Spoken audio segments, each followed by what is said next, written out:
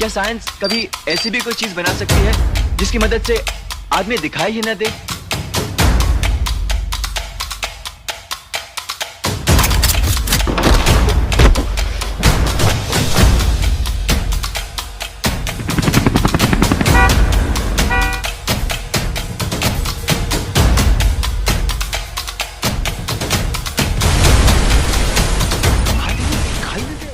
क्या अरुण पता लगा पाएगा मिस्टर दीक्षित के सीक्रेट लैब का?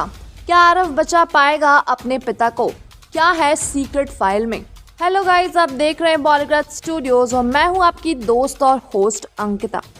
अब तक आपने देखा कि कैसे अरुण और रवि आरव की तलाश में मिस्टर दीक्षित की लैब तक पहुंच जाते हैं। मिस्टर दीक्षित रवि और पुलिस वालों को बिना वारंट के उसके लैब में सर्च करने से मना कर देता है, पर रवि बड़ी चालाकी से मिस्टर दीक्षित को वो लैब दिखाने के लिए मना लेता है। अब आगे सुनिए। फिर दोनों निकल जाता है। अरुण हर जगह आरव को खोजने लगता है। तभी एक रूम में उसे कुछ साइंटिस्ट निकलते हुए दिखते हैं।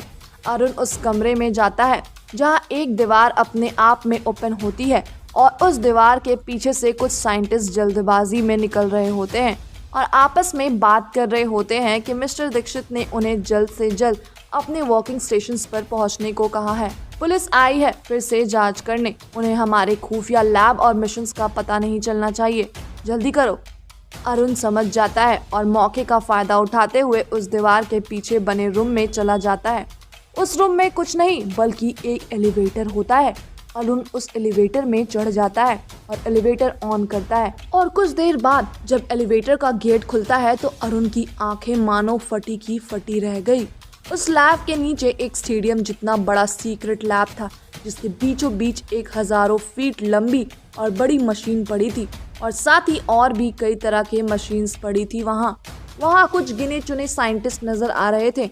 अरुण को समझ आ गया था कि हो ना हो आरव के पिता यही कहीं होंगे और वो उनकी तलाश करने लगता है। वहीं दूसरी तरफ आरव अपने पिता को कमरे से आजाद कर चुका होता है, पर अभी तक वो उनके सामने विजिबल नहीं था। डॉक्टर आहूजा जब कमरे का दरवाजा खुला पाते हैं तो उन्हें लगता है मिस्टर दीक्षित दोबारा से आ गए हैं। वह सर उठाकर देखता है पर कोई दिखाई नहीं देता। वो कमरे के गेट के चारों तरफ देखता है पर कोई नहीं दिखता। वह सोचता है कि ये गेट किसने ओपन किया, किसने उन्हें आजाद करवाया। आरव अपनी घड़ी का स्विच ऑफ करता है और अपने पिता के सामने विजिबल हो जाता है।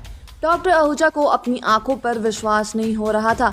उसे लगता है कि ये कोई सपना है। वो अपने हाथों से आरव के चेहरे छूते हैं और अपने दोनों हाथों में उसका चेहरा थामे होते हैं। आरव भी रो रहा होता है।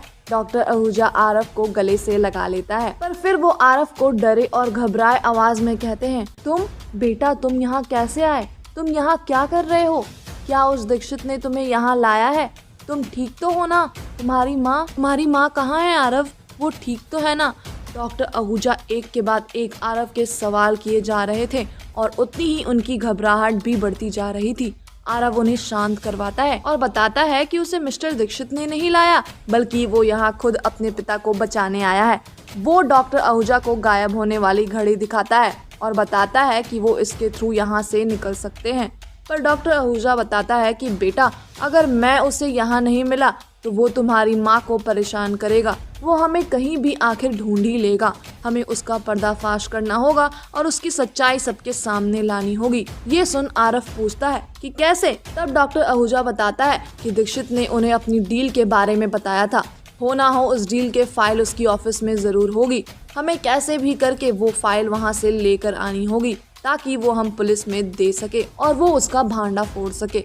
आरव समझ जाता है और अपना पिता को वहीं उसके इंतजार करने को कहता है और वो फाइल लेने निकल पड़ता है। वहीं अरुण भी अपने रेड चश्मे से लैब में देखने की कोशिश करता है ताकि आरव दिख जाए।